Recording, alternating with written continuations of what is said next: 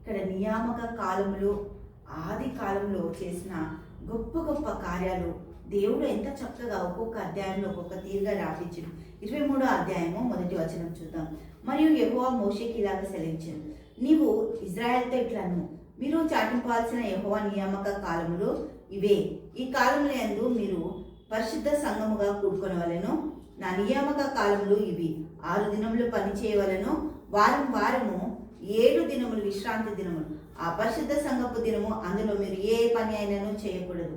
మీ సమస్త నివాసంలో యందు అది యెహోవా నియమించిన విశ్రాంతి దినం. ఇప్పుడు దేవుడికి మహిమ కలుగుగాక. 7 రోజులు కాదు, 7 రోజులకి ఇంకొక 7 రోజులు యాడ్ చేస్తే కూడా సరిపోతుందిలే వారంకి మాకు అన్నట్టు కదా. అప్పుడు 6 రోజులు పనిచేసి 7వ రోజు ఏం చేయాలి? విశ్రమించాలి. కానీ విశ్రమం ఎందుకోసం తీసుకుంటూ దేవుడు 6 రోజులు పనిచేసి 7వ రోజు రెస్ట్ డే. ఎందుకంటే నీ బాడీ అంతా మళ్ళీ కూడా అది రికవర్ అయ్యి మళ్ళీ వారమంతా పనిచేయడానికి సిద్ధపడడానికి నిన్ను సమకూర్చిన ఒక విధానాన్ని దేవుడు ఆది కాండంలో చూపించాడు. దేవుడికి మహిమ కలుగుగాక. అందుకే 6 రోజులు పనిచేసి 7వ రోజు రెస్ట్ అంటున్నాడు. 4వ వచనం చూద్దాం. ఇవి యెహోవా నియామక కాలములు నియమించిన కాలమును బట్టి మీరు చాటింపాల్సిన పరిశుద్ధ సంఘపు దినములు ఇవి.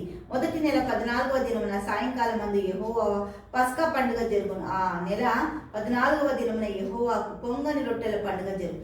7 దినములు మీరు పొంగని వాటినే తినవలని. ఇవి ఎప్పుడు? పాత నిబంధనలు. దేవునికి స్తోత్రం. యేసుక్రీస్తు ప్రభు వచ్చిన తర్వాత ఇవన్నీ కూడా కొట్టివేయబడ్డాయి అని దేవునికి మహిమ ఎబ్రీ పత్రికలో రాస్తుంది.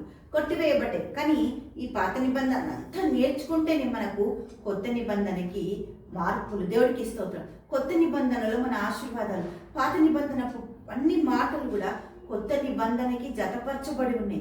అవన్నీ కూడా పాత నిబంధన చదివితేనే కొత్త నిబంధన అర్థమవుతుంది మనకి. దేవుని క్రియలు, దేవుని కార్యాలు, దేవుని అద్భుతాలు ఎన్ని ఆయన మేలులతో మనల్ని నింపిండు, ఆశ్చర్యపరిచిండు. మన కంటికి కనబడలేవట. అన్ని గొప్ప గొప్ప కార్యాలు. ఏది అడిగితే అది దేవుడు చేయడానికి సిద్ధంగా ఉన్నాడు. నువ్వు ఒకవేళ అడిగి ఆయన ఆచరణలో పెట్టి ఆయన కొరకు నువ్వు జీవించినప్పుడు ఆయన నీ కొరకు కార్యాలు చేసే దేవుడు. దేవుడికి మహిమ కలుగుగాక.